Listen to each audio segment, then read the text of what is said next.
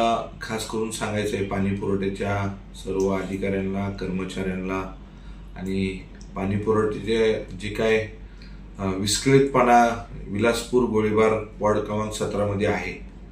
आनंदनगर आणि यशोदानगरमध्ये वॉल खराब झालाय, त्याला माझ्या हिशोबाने एक 15 दिवस झाले. काही भागात कंटिन्यू पाणी चालू असतंय, टाक्या भरत नाहीत. रोज रोज नवीन कारण सांगितलं जातंय. रोज असं झालं तसं झालं, हे पाणी पुरवठ्याच्या वारंवार सांगून बी कुठलंही काम होत नाहीत. मागच्या वेळेस श्रीमंत छत्रपती आमदार आणि महाराज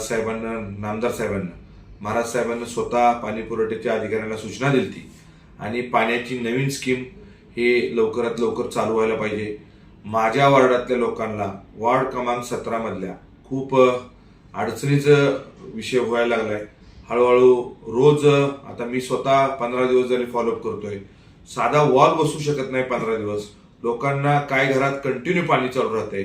म्हणजे किती विस्कळीतपणा ह्या पाणी पुरवठ्याचा चाललाय, आपण सगळ्यांना लक्षात घ्यावा.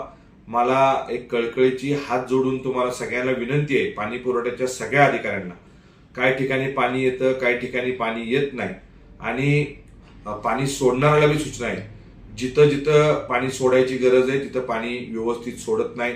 आज 10-15 दिवस झाले कंटिन्यू पाणी काय काय कॉलनीत वाहतंय, पाणी वाहून जाते आणि लिकेज काढत नाहीत.